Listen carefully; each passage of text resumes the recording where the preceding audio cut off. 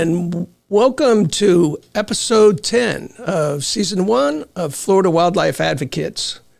Today we're so excited to have two guests in the studio to talk to you about their new adventures in advocacy. First, we're going to talk to Samuel Chambers, who is on the Soil and Water Conservation District in Orange County. He's chair of the Soil and Water Conservation District, and if that's not enough, he's going to be running for city council in Orlando. And after we talk to Samuel, then we're going to talk to Katherine Winter, who is starting her own advocacy group and has some great links for you on how you can get involved in advocating even up at the state level. So first off, we're going to go to Samuel. How are you doing today, Samuel? I'm doing well. How about yourself? Doing very well, doing very well. Now, you ran for the Soil and Water Conservation District once or twice? Once in 2022. 2022, and you were elected in 2022? Correct. Okay, and then how does that work when you're on that? Does the board itself elect a chairperson? Yeah, so how it works is the Soil and Water Board here in Orange County, it has 5 members. It used to be where it was more so seats, where the 5 of us represented the county as a whole. That year in 2022, the legislature had passed a law that broke us up into districts. So it didn't necessarily make sense in that the 5 districts are supposed to represent our county's 6 districts, so they're not exactly perfect. But I ran for seat number 1, so there's 5 of us, and we have officer positions. There is chairperson, vice chair, secretary, treasurer, and public relations officer. When I was first elected, our board that first January in 2023 had voted to make me treasurer. Some of the first things I did was our number one expense at Soil and Water was actually banking fees. So I said, why do we use this bank? So we switched it. We've saved countless money just on banking fees. I also got us a platform to accept donations called Zephy. So we've accepted some money through that. Our vice chair had to retire for work purposes, and so because of that vacancy, I was appointed vice chair. And because we just had an election this past year in 2024, we have a new board. So we voted, and I was elected chairman of the board. Okay, and tell me, what do you do when you're at that Soil and Water Conservation District meeting? I mean, what is the directive or the authority, the powers, or what do you all try to do? Yeah, so in the Florida statutes, or let me go back a little bit further. Soil and water districts exist all across the country, and that was because of the Dust Bowl. Governments across the country decided to create these conservation districts to prevent that from happening again. So soil and water, our main focus is agriculture, but we also delve into the environment as well. Orange County, we do have agriculture here in Orange County, but also we have the big city of Orlando as well, so we are fairly urban as well. If you were to go to our meetings, our next meeting is actually tomorrow at 3:30 in the county administration. Are those pretty exciting, Samuel? Sometimes they can be. Yeah. Sometimes they can be. Other times they're a bit more mundane. Our meeting last I believe June had some fireworks in it. So. Really, what kind of fireworks go off at the Soil and Water Conservation District? I won't go into too much, but we had a member was very unprofessional, called other members' names, and resigned that day. They were having a midlife crisis or something? What? So the story is we had a vacancy, and so unique to the Soil and the Water Board, we get to appoint our vacancies. So we had an individual who regularly showed up to the meetings, said they were interested in filling the vacancy. He said, all right, I guess we can appoint you. We appointed them in April. Seemingly, I don't know the real reason why. It didn't make sense to me. But from my understanding, they wanted to run for a different soil and water seat in Orange County, even though they were already appointed to one. And so this got into some drama, trying to clarify. So there are fireworks at Soil and Water here. Yeah, everybody's thinking it's going to be soil and water, and it's soil, water, and fire, huh? Yeah, fire. Yeah. So that and I know that the legislature has messed with the soil and water conservation districts, and was there something that you had to be in agriculture or a farmer or something like that? Yeah, so in 2022, let me start off by saying that year, seats 2 and 4 were up for election, and 5 was a special election because unfortunately Supervisor Slife had passed away.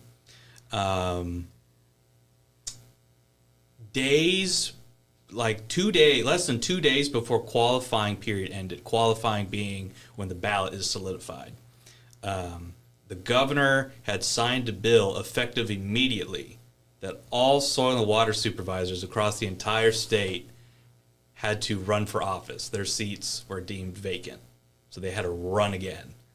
In addition to that bill was the breaking the districts or the counties up into districts, as well as creating this requirement that you must participate in agriculture. If you look at the Florida statute definition of what agriculture is, it's very vague.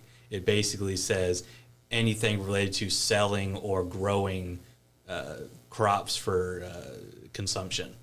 So if you grew your own marijuana at home, would that qualify you? I'm not the expert on that, but I'm not the legal expert. I'm not a got you lawyer, on that one. But that sounds about right. So I mean, what do you grow, Samuel? yeah. So we have a family. My family participates in agriculture. A lot of them are farmers. I have property up in Tallahassee where we grow. Oh, wow. So you are a legitimate farmer. A variety of things like bananas, scuplums. We have a pecan tree, a myriad of. What was the second thing? Scuplums? They're like grapes. Oh. They're like the outside of them are a little bit chewy, so you can't really swallow them. So you kind of like take a bite, pop it, suck out the inside, and you can kind of spit out the waxy outside. Wow. Rhonda, we have Rhonda, Sherry, Shannon. Welcome to all of you who are watching this on Facebook. And if you have any questions, please feel free to do so. John Bell, I see you sending me a message. You can always go on to the Florida Wildlife Advocates page, and where this is playing, I know some of you, you're watching and waiting, but you have to refresh your screen for the live feed to come up. Rhonda said, were some of the soil and water districts eliminated in urban areas, maybe? Some counties have, like Lake County recently this past year, voluntarily dissolved themselves. I'm not a member of the Lake County Soil and Water Board, so I don't know the specific politics of that. But there's definitely been a movement, not only by the legislature, but some soil and water districts that they don't see the utility of them for some reason. Now, I'm a fighter. That's why I wanted to become chairperson. I felt that there's more that we could be doing. So, again, that's why I want to be chairperson. There's another requirement that all 5 members of every soil and water district must meet at least once a year, or else the board is dissolved permanently. We actually had some trouble with that this past year because I won't go into much detail, but one of our supervisors has had a serious health crisis. So in order to comply with state statutes, we had to publicly notice and meet at her health facility. Oh, wow. Well, that was kind of you. Now, if it's not exciting enough, the fire at the Soil and Water meetings, you have decided that you are going to run for an Orlando City Council seat. Is that correct? Yes, I'm the first to file for Orlando City Council District 3. The area largely goes from, thank you, Catherine, largely goes from in the west at Pine Hills Road and goes all the way east to about close to Cimarron and is entirely north of Colonial. So some of the neighborhoods it encompasses is Signal Hill, Rosemont, College Park, Park Lake Highland, Rose Isle, Audubon Park, Coy Town, and Baldwin Park. Yeah, I think part of your district reached over into the headwaters of the Little Wekiva River, Yes, it does. Which is now been paved over and is what they call the packing district, or Yes. at least part of the packing And district. that's actually kind of what got me interested in running in the first place. Really? Yes. Tell me more. Back during COVID, I had nothing better to do, and I'm a poli-sci major. I was finishing up my master's degree at the time. I graduated in 2021. I had nothing better to do, and so I decided to watch a city council meeting. And I watched the quasi-judicial hearings of many, many people coming forward and saying, these are very environmentally sensitive lands. Please don't develop it. Please don't do it.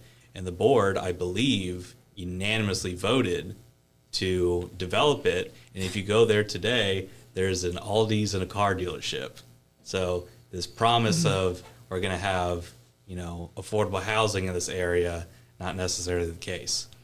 No, as a matter of fact, I actually have some distinct memories of the first large breach of that headwaters. And there were, I think, 600 or 700 acres of prime Class A wetlands there.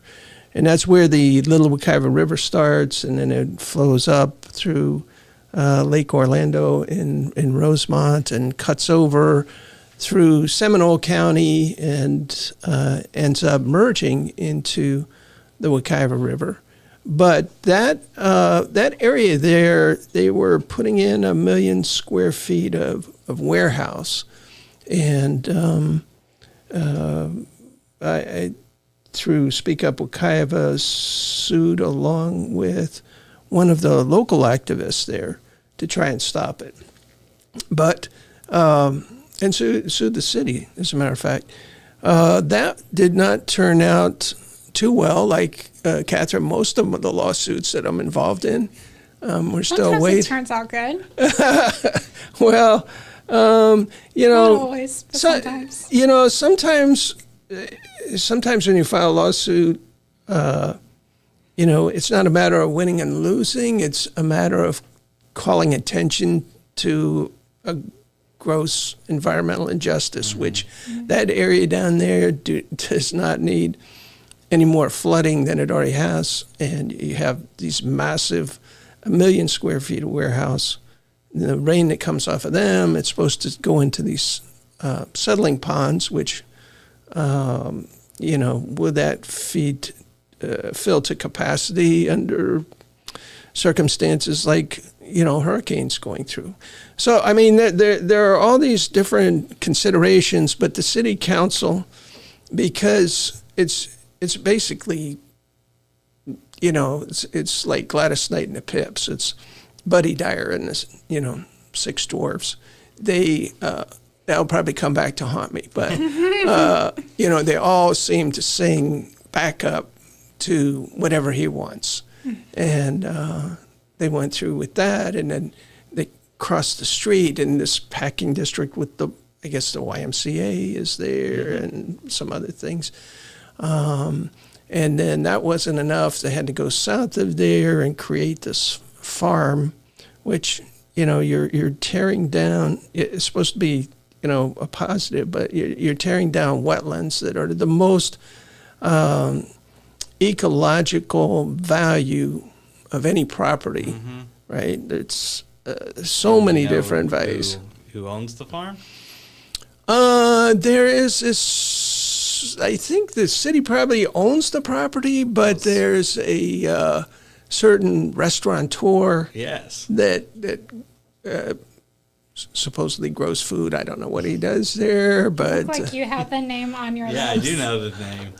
So the name of the farm is Four Roots. It's very similar to another restaurant we have local in Orlando, Four Rivers. Right.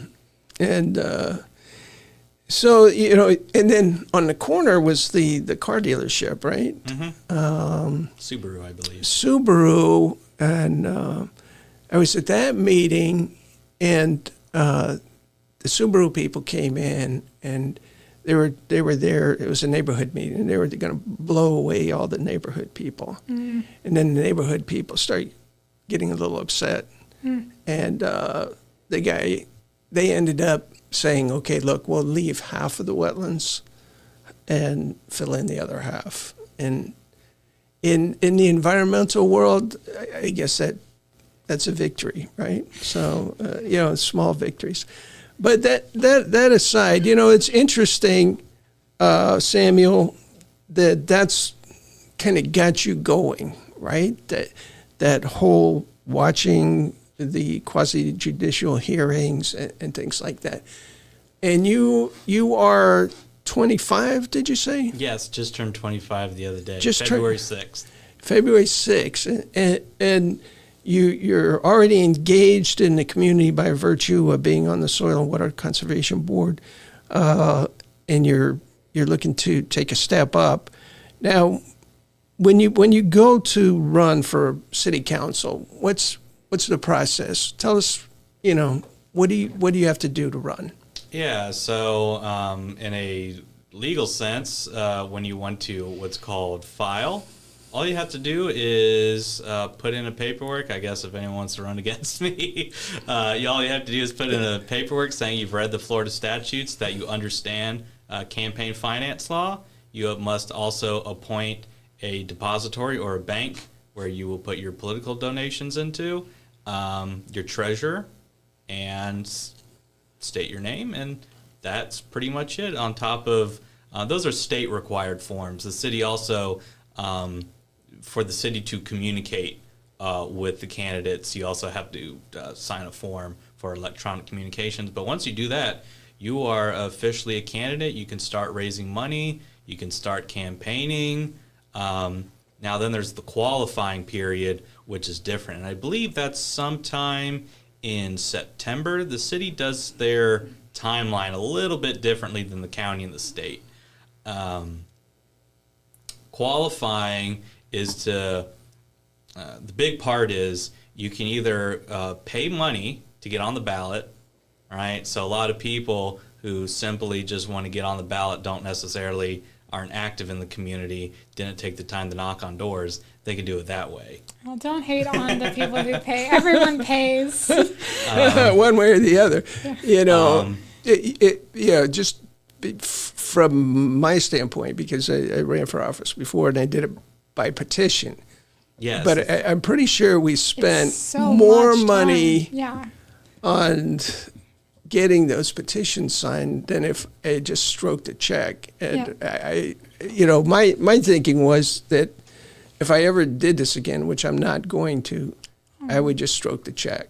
And I mean, it's a good way to get your face out into the true. community. That's true. But as far as a means to an end of this is how I want to get on the ballot, that's tough. It's a tall order. I've personally walked the neighborhoods of District 3. I won't lie and say every house, but thousands of houses I have knocked on their doors previously. Yeah. So it is tough work. It really is. But you can also qualify via petition, and you need about 1,000 plus petitions signed by registered voters living in the district to qualify. On top of that, there's some other requirements such as making sure you live in the district, signing some other forms. But once you do that, well, you You only have to live in the district if you win, right? To qualify, you must prove that you've lived in the district for 12 consecutive months. Oh, when you run for state representative, you only have to live there if you win. Yeah. Yeah, I did some research. But on for that. the city of Orlando, The city of Orlando, they check they and they care. don't want I have January 2025, or I'm sorry, let's go back a little bit further. September 2024, September 2025. No, they want September, October, November, December, Right. January, so forth. Showing that you have lived there totally for 1 year. So that's one thing the city does. Another thing about the petitions, like with the state, once you file, you can start collecting petitions. Not with the city of Orlando. No. With the city of Orlando, you actually have to start I think it's the first Friday of June is when you first can start collecting petitions, and then you have until the middle of August. What? Oh, So that is so short. That you is have crazy. 12 weeks to collect 1,000 petitions. That is That's crazy. So I well, that's figure- why people pay. I That's why figure people pay. I figure you need about 100 good petitions a week, Yeah. thereabouts, to. That's, a lot of people think, petition, go on to, like a GoFundMe or whatever, sign Yeah. a petition. But that's not how you have to do it. You have to have a physical petition, ink signature by a registered voter that matches that their matches registration. everything that they filled out. It's got to match their name. You can't go by a nickname. The signature has to match. I mean, it's, I'm going to go out on a limb here, Samuel, to say that it seems like they're discouraging people from running. What would you say to that? The fact that it's unique that it's such a short time limit, and in the heat of the summer, pun intended, it does appear that way. Yeah. Well, I'd like to welcome John Bell. He was able to come in, and he's with us now. Now, for all of you who didn't catch the first few minutes of it, this will automatically be something that you can play. You know this. You can just play it. And thanks to Katherine also, these episodes are all on Spotify. Yeah, soon Apple, but if Apple ever lets me log in. Well, you have to acknowledge that the Gulf of Mexico is now the Gulf of America. Probably you'd take a little quiz, geography quiz. Yeah, you think. But we have all 9 episodes so far, right? And then we'll have this one uploaded also onto Spotify and also on YouTube. And Rhonda was asking, why isn't this not simultaneously on YouTube, Dean? Okay, I thought I responded in the chat. But, did you? But anyway, Okay. So YouTube has a requirement. You need a minimum amount of subscribers before they will let you. And it's not that many. It's only like 100. But because this channel is so new, it's so new. We just don't have the So it has to be subscribers. subscribers? Growing channel. So, Yeah. so I guess we should put the word out for everyone to go over to YouTube. To go to the YouTube channel. And And- I put that up. I'll put it up in there. Here, let's do that. Like You and gonna put it up subscribe, again? hit that bell. What's that? I said like and subscribe, hit that bell. Hit that Well- bell. We need 100 subscribers. So, yeah. Tell all your friends. It's on the scroll. It's at. It's kind of like collecting petitions, bit. Samuel. Yeah. Sort of like little that. bit. We're going to have to go around the Yeah, neighborhood. and get kind people. of the same way. You got to people that sign get in. people to subscribe, and there you have it. And then we'll be streaming live. And then we'll be on streaming YouTube. live. You know, the legislature is actually trying to make the petition process a little bit difficult. They want to add in that you have to put in your driver's license number, and if you don't remember that, you have to put in the last 4 of your social. That's been a No. proposal. No way. Oh my gosh. Well, that wouldn't even be good for them. Like they too had to get these petitions and things of that nature. I think the purpose is to get more people to pay the money. Yeah. Okay. Yeah. Well, Yeah. that Well, makes a lot of sense. But I mean, that's what it always comes down to, right? money, yeah. Is the money. Let's, once you get on the city council, Samuel, you're going to face some issues, and let's play a couple different issues and see how you would handle this. So let's say you're up there right now, and you hear this young lady come up and make this comment. Susanna Randolph, as you all know. I'm actually here as the chapter director of the Florida Sierra Club. I also live at 701 Delaney Park Drive in Orlando, Florida, and am a proud Orlando city resident and have been for a very long time. On behalf of our 38,000 members and over 135,000 supporters in Florida, I urge you to oppose the annexation of the 52,000 acres at Deseret Ranch. Our members and supporters have grave concerns about the impact on our ecosystem, our wildlife, and our wildlife corridor, and the exacerbation of climate change that is caused by overdevelopment throughout Florida. Our members and supporters are also concerned with the way that this has arrived in front of you. This is a huge decision with sweeping impacts, but has come with very few details and very little time. If this is such a good idea, then why not take the time to share with the public the details of this plan? I'm sure that many of you saw recently the outpouring of support for our state parks, a massive mobilization that took even our heavy-handed governor by surprise. Floridians love their natural environment and will show up strong to protect it. What Floridians don't like? Traffic jams, toll roads, flooding, and extreme heat. All of those things come with more development where it just shouldn't be. Mayor Dyer, you and the City Commission back in 2017 passed a unanimous resolution for 100% clean energy for Orlando, a day that many of us who are here today celebrated with you. That was a wonderful day that saw your leadership on display. We need that leadership again, here and now, to ensure the city can keep that commitment to a cleaner, more sustainable future that contributes solutions to the increasing crisis that is climate change. Please vote no on this annexation today. My name is Susanna. All right. Well, that young lady was Susanna Randolph, as you might well know. And sorry, Susanna, now we all know your address. But I guess that's public record, being married to a tax collector. But that was over the annexation of the Deseret property, which is 52,000 acres out on the east side of Orange County.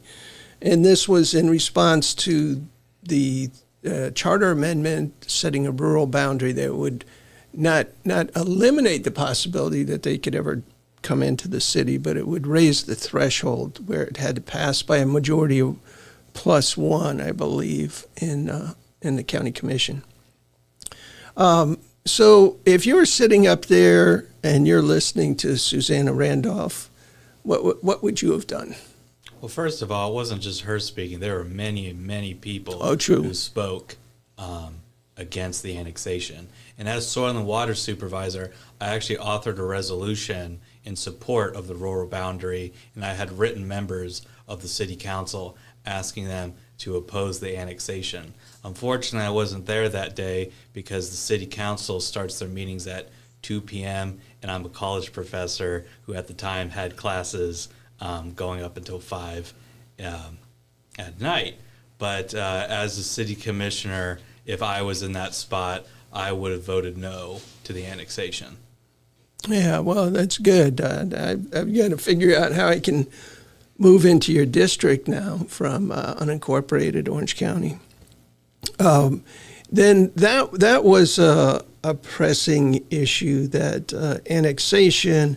They backed off at the last minute and said that they weren't going to pass the annexation ordinance, but they did hold the county hostage for some money, right, to get funding from the tourist development. Hundreds of millions of dollars. Hundreds of millions in return for dropping this. So the county agreed, I think, to fund what is construction at the stadium? It was a lot for the stadiums and the entertainment venue industry. And they gave up rights to, I think, like a homeless shelter or something like that, so that the city could funnel homeless people into this shelter. But that was one test, and here, this is a test for you.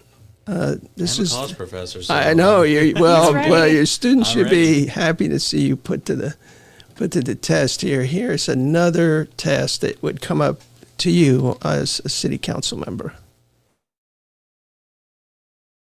And that breaking news, nearly 300,000 OUC customers will be seeing big changes when it comes to their power bills. The Orlando Utilities Commission unanimously voted for its new peak shift plan, which will affect solar power credits and monthly power bills. West News' Greg Fox is live at OUC headquarters right now. And Greg, this was highly contentious as this plan was being debated in recent months.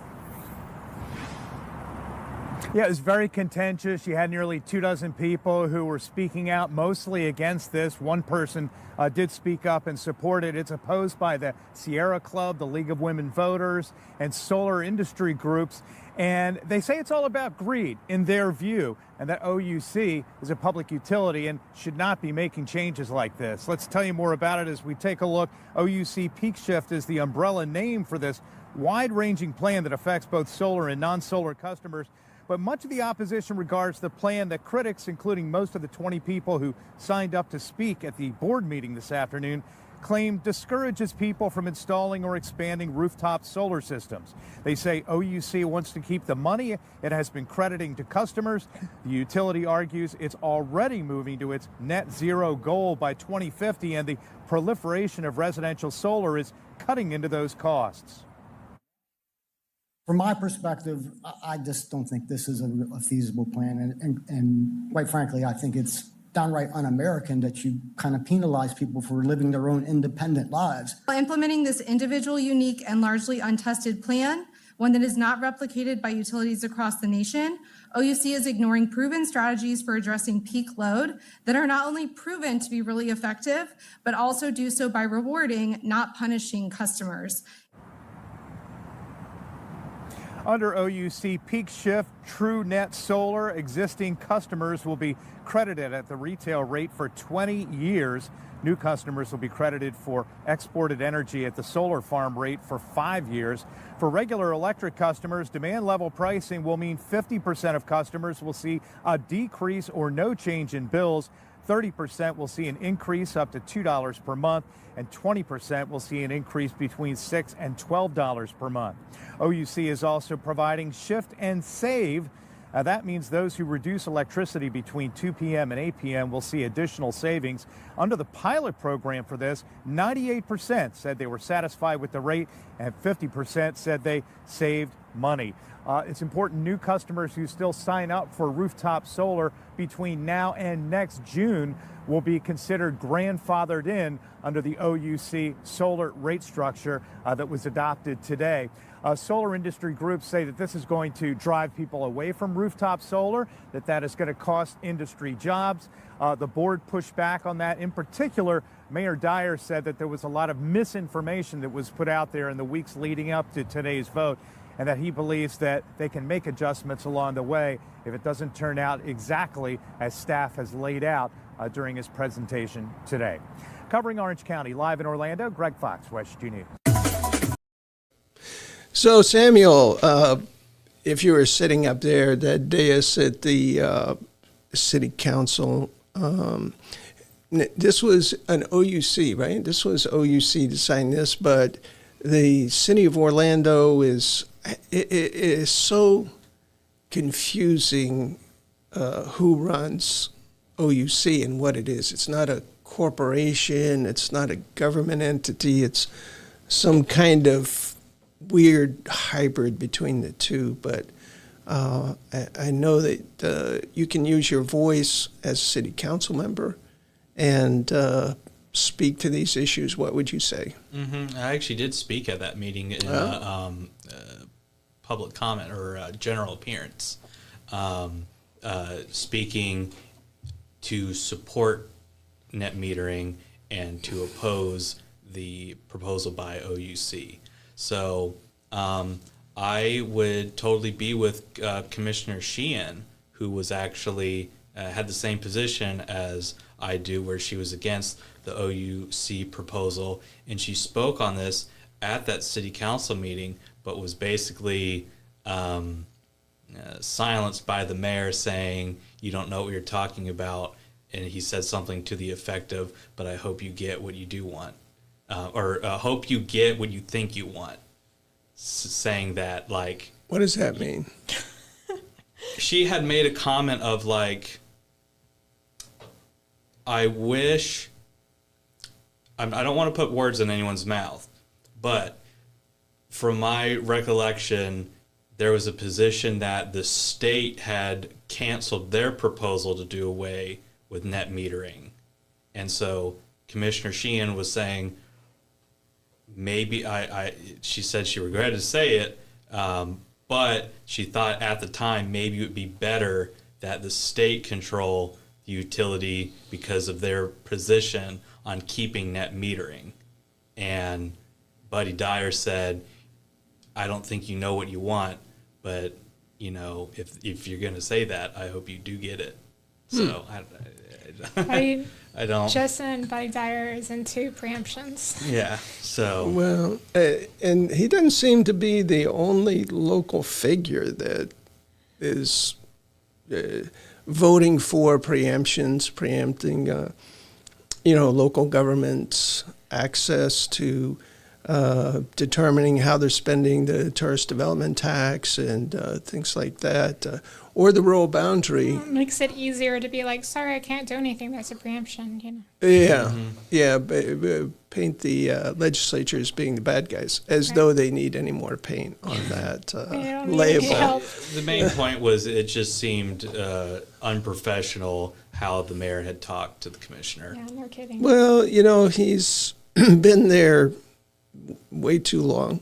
But the commission does not have direct input over OUC. The mayor sits on the OUC. The mayor board. does. Yes. So, I mean, kind of by way of, if the city councils had said, we don't want this to happen, we want to keep net metering, then he would have had to vote contrary to the will of the city council, right? Mm-hmm.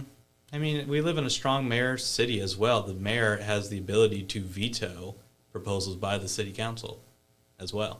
Can you override that in the city? So we, the people, can. We can override decisions made by the city council through petition. Whether the city council can override a veto, I'm unfamiliar on that. That's interesting. So the citizens of Orlando could override an ordinance? Yes, we can also petition to put up something on the agenda for the city council to vote for. We can also petition to amend our charter. Well, we know how that worked out in Titusville. Right. Some of these things are probably in the charter, right? That's where these are housed. These right to petition the government for redress of grievances, and then when you actually do it, you find out we didn't really mean it. And those are just words in there. In the case of Titusville, and we had Mike Myjack on recently, where they did exactly what the charter said to do. They followed every single step that the charter had laid out. They passed it by over 80%, and then the city not only didn't put it in the charter, but they sued Speak Up Titusville, and they had to raise something like $35,000 in attorney's fees to defend this charter amendment called the Right to Clean Water, which is not to be confused with Orange County's Right to Clean Water, which is in the charter. But that kind of brings us around to Katherine and your new organization and getting involved as a person and getting petitions signed. And it's interesting that Samuel has taken the route of trying to run for office and change things through that means. Tell us a little bit about your new organization and what your goal is. Yeah, so my new organization, really it's just a website. Ideally, I'd love to scale it out to have even more. But what I'm setting out to do is just to create a tool for people to see all the different active legislation that's going through Tallahassee right now, and make it so that people can easily take action, like review what the specifically about animal bills, or animal related. So they can see what active legislation is happening, how people are voting on it, easily take action, via I have action call to action emails already pre-filled out, and people can customize them, and call to action phone prompts of call these people, this legislation is in this subcommittee right now, call the subcommittee members and ask them to vote yes on this particular bill or no or whatever. I also have a scorecard that goes all the way back to 2020 to show how all of our people who are in office, what their scores are and how they represent the animals and things of that nature. Are those all state scorecards, or do you have federal scorecards also? So the Humane World, which used to be named the Humane Society, they just did a rebrand. Maybe I'm dropping that information now. Really? Yeah, What's it called? Humane World for the Animals. They just had a rebranding yesterday. And it's not the Humane Society anymore. Not a Humane Society anymore. Yeah, they just had this rebranding. Humane World for the animals. For the animals. Yeah. Okay. All right. So they have their own federal tracker in a scorecard that one can review, and I have it linked from the website, which I forgot to say what it is. It's humanelobby.org. No, humanelobbyfl.org. FL. Probably the Humane Lobby had been taken by somebody somewhere, right? I don't know. I didn't even look, but I just decided to do just for Florida. Now, this is for people who want to get involved and advocate on behalf of animals mostly at the state level or federal also? At the state level, because the federal level is a much higher bar. I feel so even introducing at the state is such a high bar as it is. But I've been an animal advocate since 2021. Hasn't really been that long, but I first came into learning about animals and things of that nature from listening to a podcast called How to Save the Planet, which got me into climate stuff. And then I was just hearing about how can I make my climate footprint as small as possible. And so then I heard, was doing research and found out about the big ag industry and realized that is, if you think about the entire footprint of the pipeline of big ag, that is one of the largest industries there are as far as your climate footprint. So I was okay, how do I stop eating animals? Reddit, help me out. And Reddit was more than happy to help me find this nice little documentary called Dominion, which shows you factory farms, or CAFOs as they're called. So that made it so that I got connected with an organization. I'm okay, well, I have to do something, and I have to do something now. And I got connected with an organization called Direct Action Everywhere. They had a charter here in Orlando. And I don't know if you've ever heard of Wayne Chung, but he just so happened to be in Orlando the day that I decided to go to my first meeting. And Wayne Chung is an amazing animal lawyer who's very famous for doing all sorts of cases against Smithfield and various other horrible big ag companies. But So I met him. It's like basically like for animal activists, kind of like coming to America on like Thanksgiving, being like, is every day like this, you know? But I realized I did DXC for a while, and we had some pretty good success here in Orlando. Like we wanted to get frog gras off the menu, so we did all these different petitions of like calling restaurants and saying, hey, please take this off your menu. We would do that for 3 weeks. Then we would protest outside the restaurant for 3 weeks. And then if they still couldn't find the light, then we would do a disruption. And that was fine and good and we got 5 restaurants to take frog gras off their menu. So that's like quite successful out of 10 that are in Orlando. But the other ones are all on private property. So like unless you want to find yourself in jail really quick, you can't really do that. So I thought, okay, well, maybe I'll get into legislation to figure out how to get frog gras like banned on the state level or even on the county level. And then I found out that there is a preemption in Florida, like it was like SB 470 or something, which makes it so. Hopefully this is not going on too long. Food disparagement, is that the one? No, it was like you can't, no one, I think it was a response for Orange County not being able to sell puppies anymore, which made it so that no city or county could create an ordinance that would impact a business. It's like very broad and far-reaching. So you can't ban anything, like ban a product on like a city council or a county level. So that's ridiculous. But so I realized, okay, well, if you can't ban it on the city or county level, then the only thing that you can really do is to do it on the state level. And like the state is always doing preemptions anyway, so nothing that we do inside of the city or counties is safe anyway, which is really sad. Yeah, you know, it's there's a lot of truth in that, and you know, Samuel will back me up on this. Is that even though the state always has that preemption power,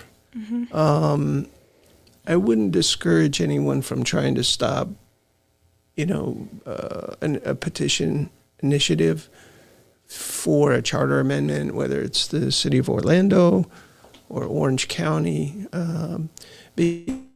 It's good practice if you ever get on the Charter Review Commission, and then you're like, oh, now I can make suggestions. Yeah. And, you know, it still has to be voted on by a large group. You know, in Orange County, there are 15.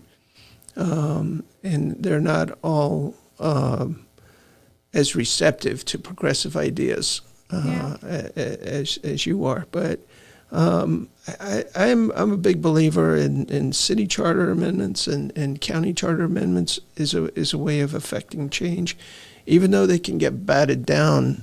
I mean, but it's so much effort just to it's very similar effort to try to get something done on even the local level as it is on the state level. Yeah, seemingly. I mean, look at the sick time amendment that they tried through a charter,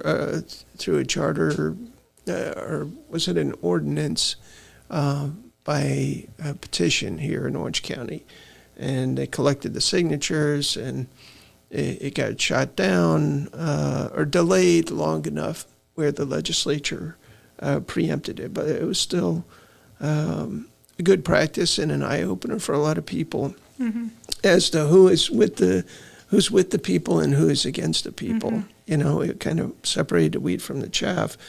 And recently we had this issue with state parks that the administration, the state DeSantis administration, wanted to build golf courses and lodges and pickleball courts and glamping facilities in our state parks.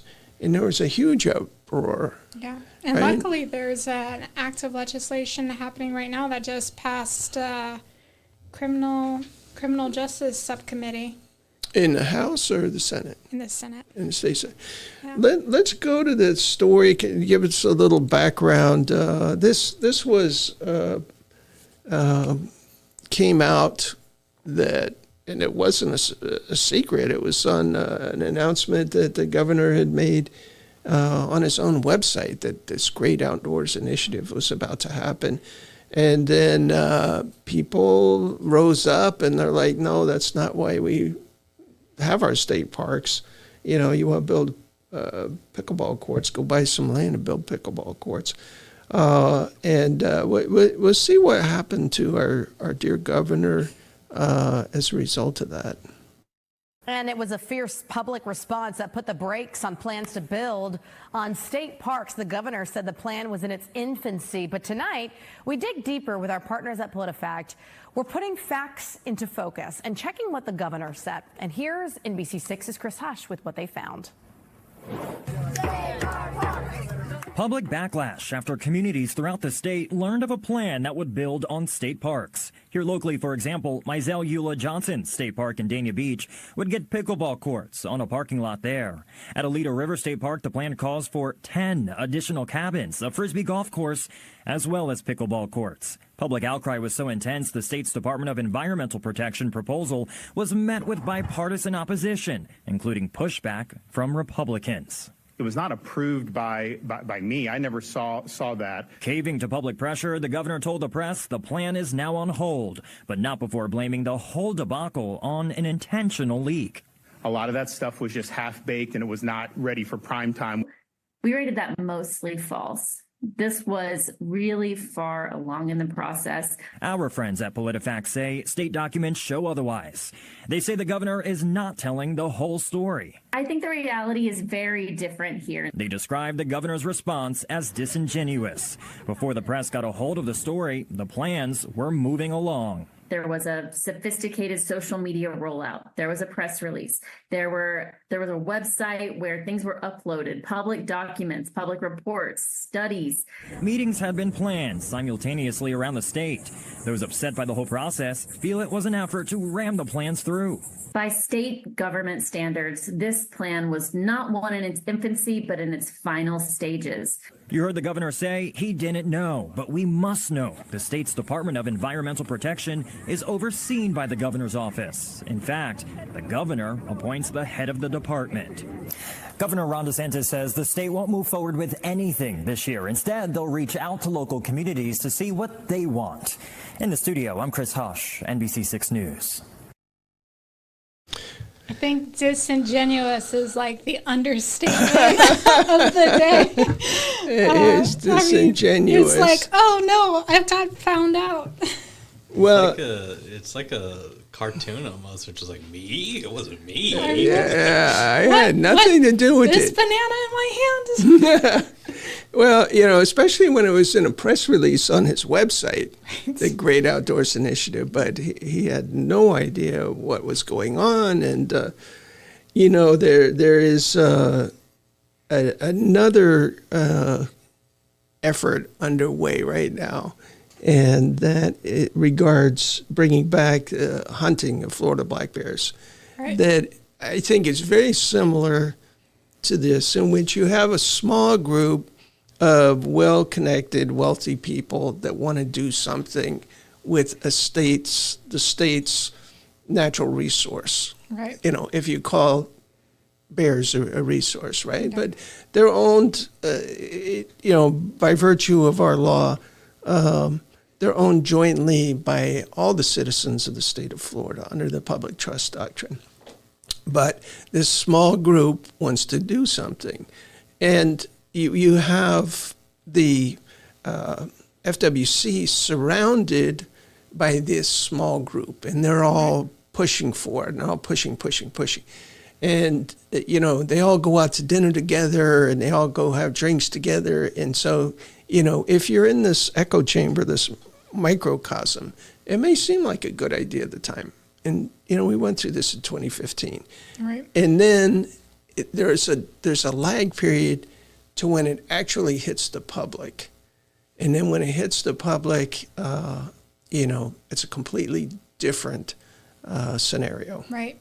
Mm-hmm. So, it's impressive that he isn't wanting to learn from history of like when Rick Scott was governor, of how much blowback this went on Rick Scott. You would think that it'd be like, they know that they don't truly have the data, because the data is going to be collected for another several years.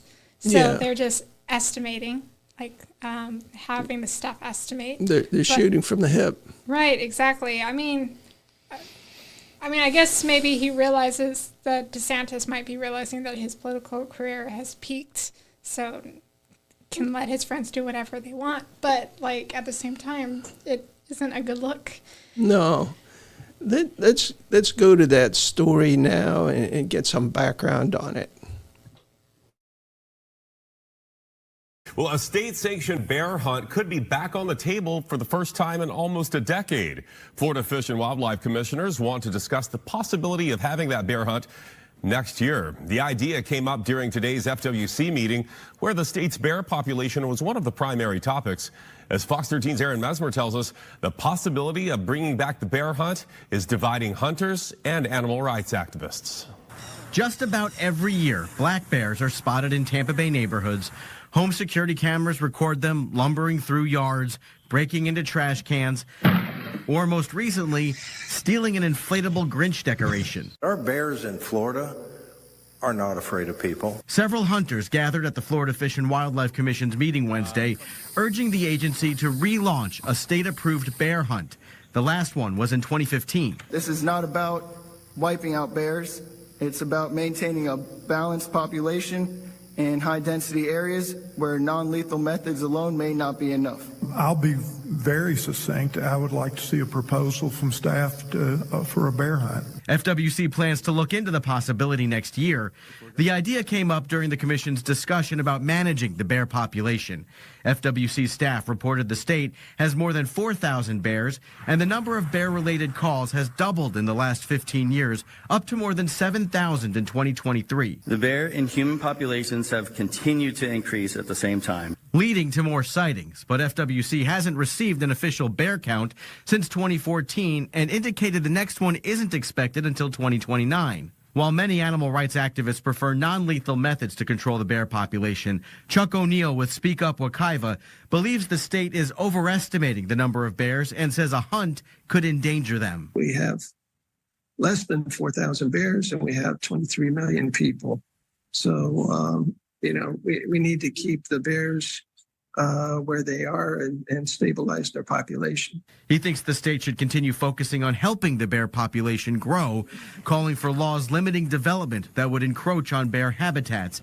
He says that would help cut down on the number of bears showing up in people's yards. They're having big problems with growth in these rural areas, forested areas, and I think that's one way to address it is to draw a line and say, okay, develop up to this point. For now, though, it appears FWC is focused on determining if a bear hunt is feasible.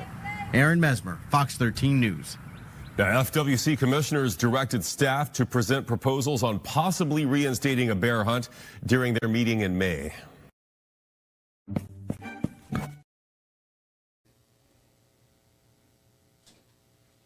All right, Katherine. Well, that kind of gives us some of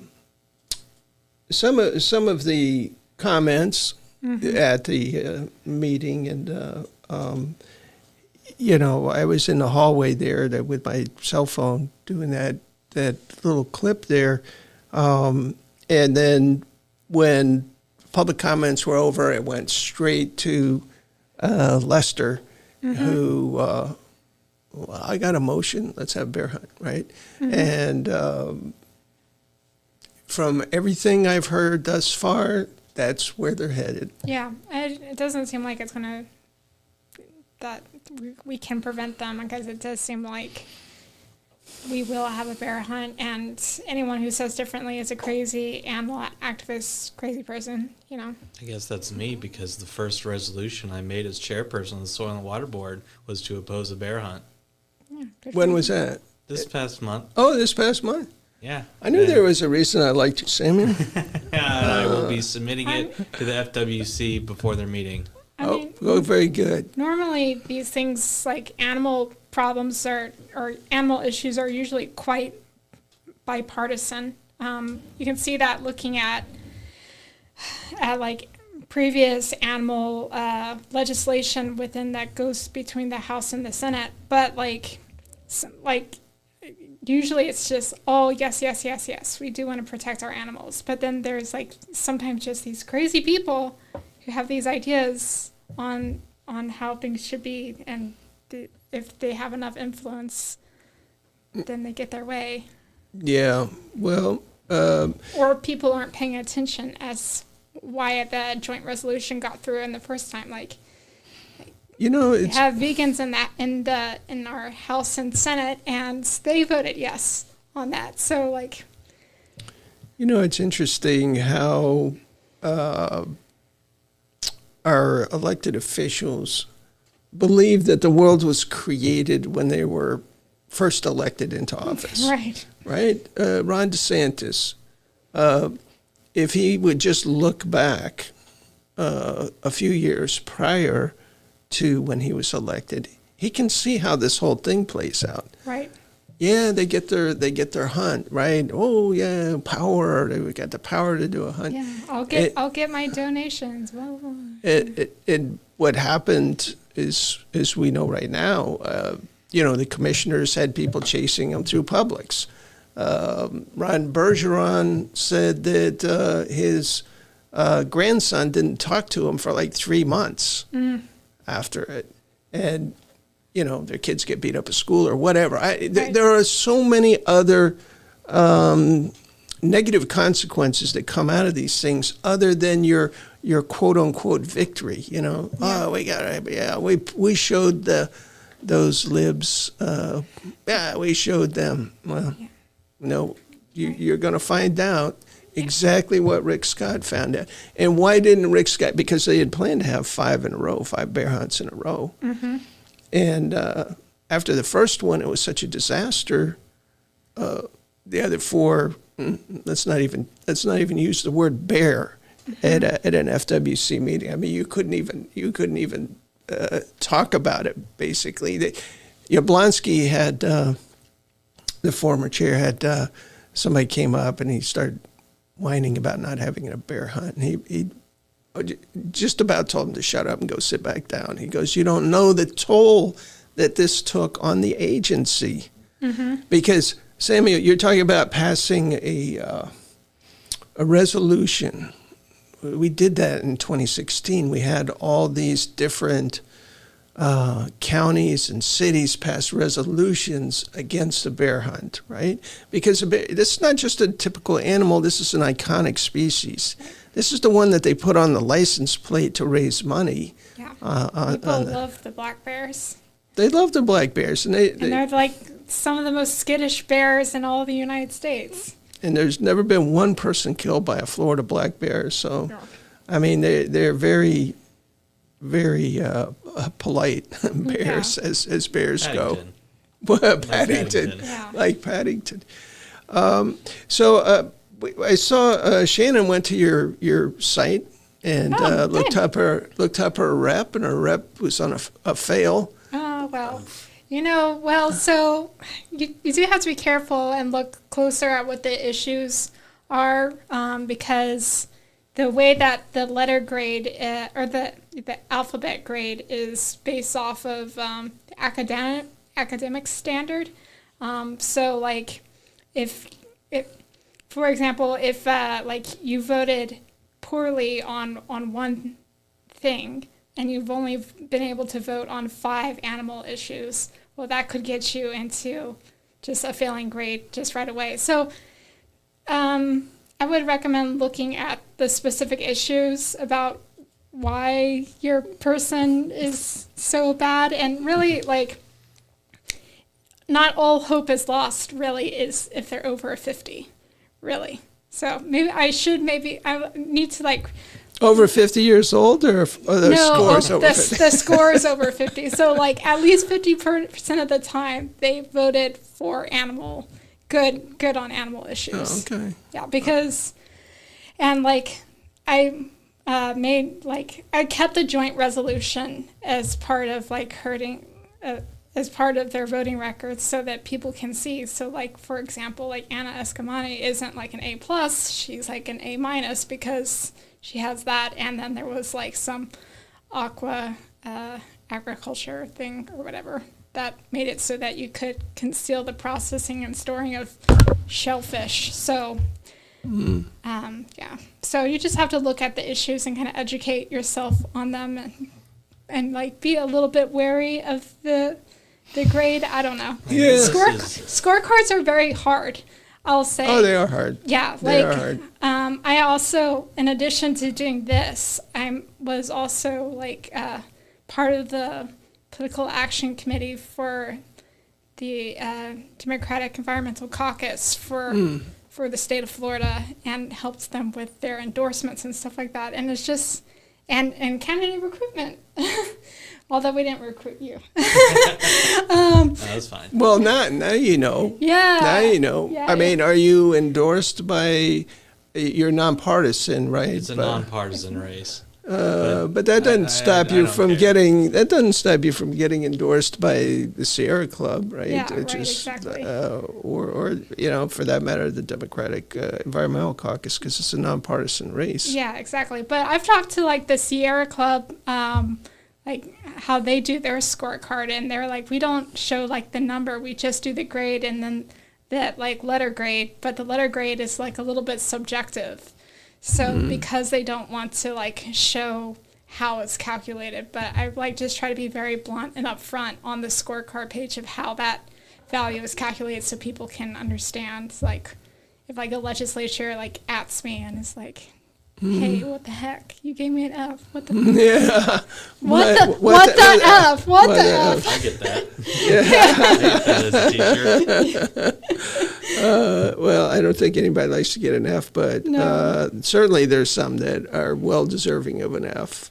Yes. That vote, you know, against every animal welfare piece of legislation that comes through, regardless of how much sense it makes. Yeah, exactly. But that's, you know, to a large extent, that's the Florida legislature, the way it's gerrymandered into districts of, you know, you'll have the senator from the big agriculture and the senator from other, you know, Chamber of Commerce and the senator. Yeah. You know, it's like, and here we come with another bill. Here, my favorite one, not really, is Ingoglia. Oh boy. Who, let's see, first I went to college, which is legislative aid. Really? Yeah. Well, former legislative aid. Oh, it's probably good to be a former legislative aid for him. He's the one that introduced the amendment to preempt the rights of nature, and then 4 years later to preempt charter review commissions from passing anything having to do with rural boundaries. Yeah. In that clip, you know, as we wrap up here, it talked about the importance of establishing rural boundaries. I mean, if you want to protect wildlife, you know, if you want to reduce the number of negative, for instance, bear-human conflicts, a good thing to do is to keep people from building in their habitat. Yeah. Because the bears have been walking through there for thousands of years, and then you build, you know, Lazy Acres, you know, subdivision, phase 1. Yeah. They're still going to walk through there. And then you put your garbage out. They're like, oh, how nice. Oh, food for me. It's like a gift. These people have invited me to dinner. You know, they don't know, they don't read plat maps, right? They don't read have a county no borders. trespassing sign. You know, they'll go through a fence if it's the way that they've been walking for ages. So, hey, here's an idea. Let's reinstitute the Department of Community Affairs that Rick Scott killed back in, I think, 2010. that said, okay, if you're going to build, let's look what's around you first. Are the schools around you? Is a fire department around you? Before we rezone these areas for intensive development. Well, and in Orange County, there's so much empty units that we could just reuse if we either gave the stick or the carrot or both to the developers to redevelop. Yeah. I mean, I'm all about, infill and redevelopment and I've taken flack for being, anti-growth. I'm not anti-growth at all. I'm saying grow where the Sunrail station is, grow where the schools are, grow where the fire station, grow where wastewater treatment facilities are already existing instead of moving on. But we seem to be like this pack of Bedouins, and especially in the city of Orlando. It's like, well, let's move on out to Lake Nona and let's develop out there where, you have areas of the city that have crumbling infrastructure. Well, like Westfield in Orange County right now, where their like water sanitation plants is like in shambles, and they're asking for the city to pay for the developer's sanitation plant, but and the private developers who based out of Texas wants to sell it for like $30 million, and which is way over value of what it should be. But to rebuild it from scratch would be like $90 million or something like that. So they're like, well, gee, what should we do with this community that's like basically in between of two wildlife habitats? Like, these people, should we go ahead and pay for like this community that's in the middle of nowhere? Like, I don't know. Yeah. I think we're probably in overtime here at this podcast, but we could talk all night about these issues. Us for episode 10 too. Yeah. Well, I will just say, Rhonda, make sure that you contact your legislature and let them know that you care about animals, and that talk to them. Go to the pending legislation tab and tell them how you feel about the upcoming legislation, so that they'll vote in favor of it. That's my call to action for you and all the listeners. Yeah, and future listeners. It's we're at least one of these episodes now, just on Facebook's over 11,000 views. Wow. Yay. So, and it depends on the episode and what mood strikes people as to which ones they watch. But, this is number 10, and we're going to take a little break after this one. But I did want to have Samuel and Katherine on, because I was reading an article in the paper the other day. Is the influx into Florida is almost equal to the outflux.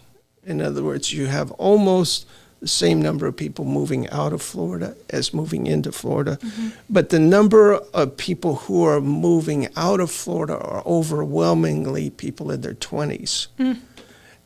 And so, I just, so happy to have the both of you on, even though you're not quite in your 20s yet, or still, but I was like, I'll be in my 20s again. I'll take it. You look like you're in your 20s. Thank you. I'll take that. Yeah. But you've chosen to stick it out and to stay here, and for you, Katherine, to raise your child here, and certainly you can always visit other parts of the country or other countries, but you chose to make a home here. And it's important that the people in my age bracket, the oldies, realize that there are people like you that are coming up, because we're always saying, where are the young people? Where are the, who's going to take my place? And, they can see by watching this episode who's taking their place. So thank you both for doing what you've done, and Thank what you for you're having us. going Yeah, to thank you. do. And it's been my pleasure talking with you today. So that's it for episode 10 of season 1. And I hope to see you again sometime soon. But for now, this is Chuck O'Neill saying good night and good luck to the state.